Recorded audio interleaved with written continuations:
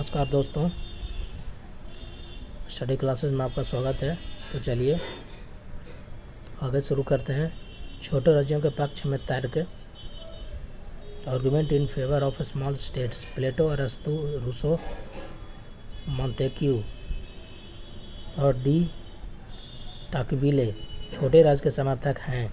छोटे राज्यों के पक्ष में अनेक तर्क दिए जाते हैं। प्रथम, छोटे राज्य में शासन करना आसान होता है, इसलिए छोटा राज्य सुशासित राज्य होता है। द्वितीय, अरस्तु का मत है कि छोटे राज्य के भूप्रदेश को आसानी से देखा जा सकता है और जिसको आसानी से देखा जा सकता है उसकी रक्षा भी आसानी से की जा सकती है।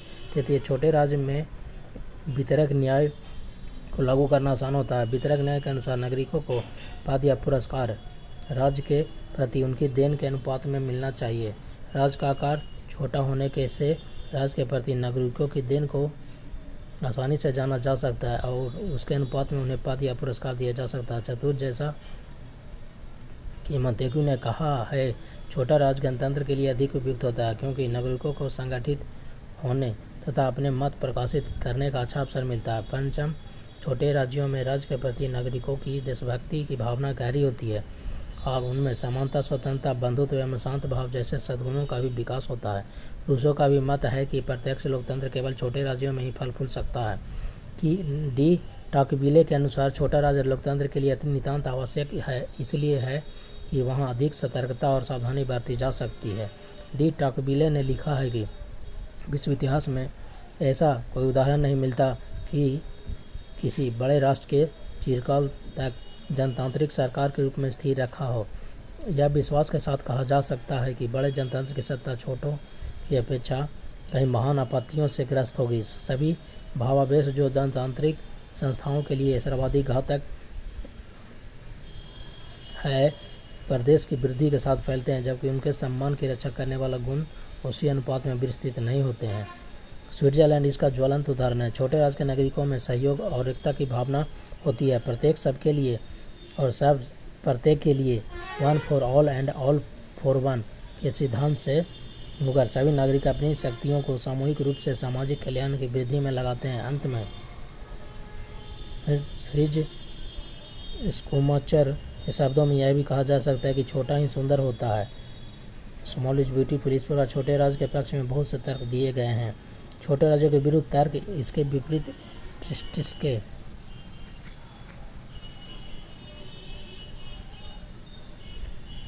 और एक्टन जैसे विद्वानों ने छोटे राज्यों के विरुद्ध तर्क देकर बड़े राज्यों का समर्थन किया है। छोटे राज्यों के विरुद्ध उनके तर्क निम्नलिखित हैं। पहला, छोटे राज्य बड़े राज्यों की तुलना में दुर्बल और कमज़ोर होते हैं। जर्मन दार्शनिक ट्रिस्के ने लिखा है, राज्य शक्ति है और राज्य के लिए लघु आकार का होना पाप है। उसने यह भी कहा कि छोटे राज्य का विचार भी उसी दुर्बलता के कारण हास्यास्पद है, स्वतः निंदनीय है क्योंकि यह शक्ति का ढोंग करता है।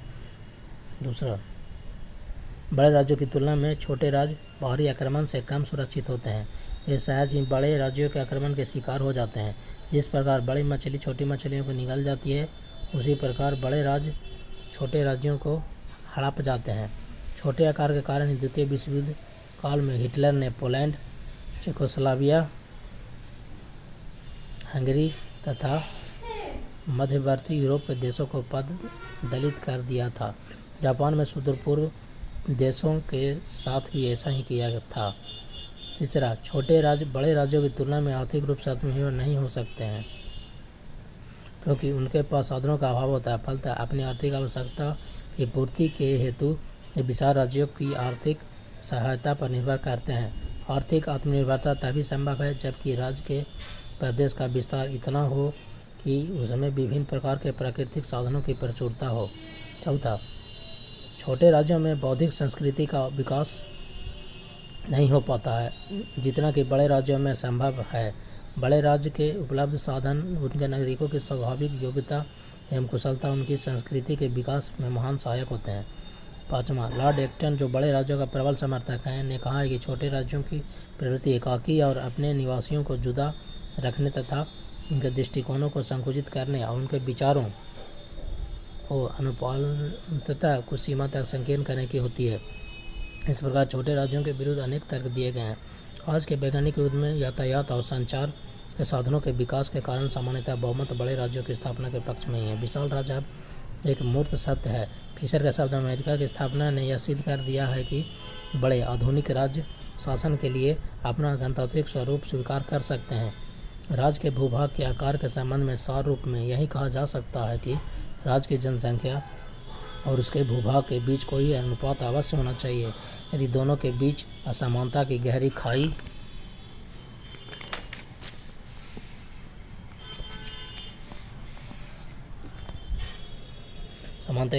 होगी तो राज्य राजनीतिक और आर्थिक अयोग्यताओं से प्राप्त रहेगा और उसकी प्रगति अवरुद्ध हो जाएगी। तीसरा, सरकार। राज्य का तीसरा अनिवार्य तत्व सरकार है। यदि जनसंख्या राज्य का व्यक्तिगत तत्व है और प्रदेश राज्य का भौतिक तत्व है, सरकार राज्य का संगठनात्मक तत्व है। किसी निश्चित भूभाग के लोग तब तक राज्य का निर्माण नहीं कर सकते जब तक कि उनका राजनीतिक संगठन न हो। राजनीतिक संगठन ही सरकार है। सरकार एक माध्यम है जिसके द्वारा सामान्य नीतियाँ निश्चित होती है। सामान्य मामलों में निश्चित किया जाता है कि सामान्य हितों की पूर्ति की जाती है। सरकार के बिना जिसकी लाठी उसकी भैंस वाली कहावत चरितार्थ हो जाएगी। कानून और शांति की स्थापना करना कठिन हो जाएगा और युद्ध एवं संघर्ष की स्थिति उत्पन्न हो जाएगी। सरकार राज्य का व्यवहारिक पहलू है। राज्य एक अमूर्त संस्था है। सरकार इस अमूर्त संस्था का मूर्त रूप है। सरकार के माध्यम से ही व्यक्ति राज्य से संबंध स्थापित करता है। सरकार के बिना राज्य की कल्पना नहीं की जा सकती है। गवर्नर ने सच ही कहा है, सरकार के बिना जनता असंगठित या अराजक समूह के रूप में होगी जो सामूहिक रूप से कोई भी कार्य करने में अक्षम होगी। अतः सरकार राज्य का एक अनिवार्य तत्व है। इसके बिना राज्य का निर्माण संभव नहीं है। सरकार के विभिन्न रूप होते हैं: राजतंत्र, मोनार्की, कुलीन तंत्र, अरिस्टोक्रेसी, लोकतंत्र, डेमोक्रेसी, धनिक तंत्र, टीमोक्रेसी, निरंकुश तंत्र, टायरानी आदि। लोकतंत्रात्मक सरकार अमेरिका की तरह अध्यक्षात्मक प्रेसिडेंशियल हो सकती है या ब्रिटेन और भारत की तरह संसदीय पार्लियामेंट्री। सरकार के 3 प्रमुख अंग होते हैं: विधायिका लेजिस्लेचर, कार्यपालिका एग्जीक्यूटिव और न्यायपालिका जुडिशियरी। विधायिका का कार्य कानून बनाना, कार्यपालिका का कार्य कानून को लागू करना और न्यायपालिका का कार्य कानून संबंधी विवादों का निपटारा करना है। चौथा, संप्रभुता। राज्य का चौथा सर्वाधिक महत्वपूर्ण तत्व संप्रभुता है। यह राज्य के प्राण के समान है। इसके बिना राज्य जीवित नहीं रह सकता है। संप्रभुता का अर्थ है सर्वोच्च शक्ति जो केवल राज्य में ही निवास करती है। समाज में अनेक संघ होते हैं, उनके सदस्य होते हैं, संगठन होते हैं, उनकी भूमि भी हो सकती है, लेकिन संप्रभुता नहीं होती है। संप्रभुता ही होता है जो राज्य को संघों से अलग करता है। संप्रभुता के 2 स्वरूप, आंतरिक और बाह्य। आंतरिक संप्रभुता का अर्थ है कि राज्य अपनी सीमा के अंतर्गत सर्वोच्च है और सब उसकी आज्ञा का पालन करते हैं, पर वह किसी की आज्ञा का पालन नहीं करता। उसके नागरिकों और समुदायों को सर्वोच्च कानूनी अधिकार प्राप्त है। बाह्य संप्रभुता का अर्थ यह है कि वह किसी बाहरी राज्य के अधीन नहीं है और उस पर किसी प्रकार का बाहरी नियंत्रण नहीं है। 15 अगस्त 1947 के पूर्व भारत एक राज्य नहीं था क्योंकि जनसंख्या, भूभाग और सरकार के रहते हुए भी उसे संप्रभुता नहीं थे। यह ब्रिटेन के अंतर्गत एक उपनिवेश था। उपयुक्त विश्लेषण से स्पष्ट है कि जनसंख्या, भूभाग, सरकार और संप्रभुता राज्य के अनिवार्य तत्व होते हैं। इनमें सबसे महत्वपूर्ण तत्व संप्रभुता। संप्रभुता के बिना शेष 3 तत्व रहने पर भी राज्य का दर्जा प्राप्त नहीं हो सकता है। यही कारण है कि बिहार, बंगाल, पंजाब आदि भारत गणराज्य के प्रांत और संयुक्त राज्य अमेरिका के न्यूयॉर्क जैसे 50 राज्यों को राज्य नहीं कहा जा सकता है। वह प्राप्त नहीं है। राज्य अमेरिका के न्यूयॉर्क जैसे 50 राज्यों को राज्य नहीं कहा जा सकता क्योंकि संप्रभुता प्राप्त नहीं है। इससे संदर्भ में यह प्रश्न भी उठाया जा सकता है कि क्या संयुक्त राष्ट्र एक राज्य है या संघ है कि संयुक्त राष्ट्र के अनेक अंग हैं और उसके पास एक निश्चित भूप्रदेश है, फिर भी उसे एक राज्य नहीं कहा जा सकता है। इसका कारण यह है कि उसके पास न अपनी जनसंख्या है न संप्रभुता। अतः स्वतंत्र राज्यों का एक स्वैच्छिक संघ है जिसका देशों का पालन करना या न करना सदस्य राज्यों की इच्छा पर निर्भर करता है। संप्रभुता सदस्य राज्यों को प्राप्त है, संयुक्त राष्ट्र को नहीं।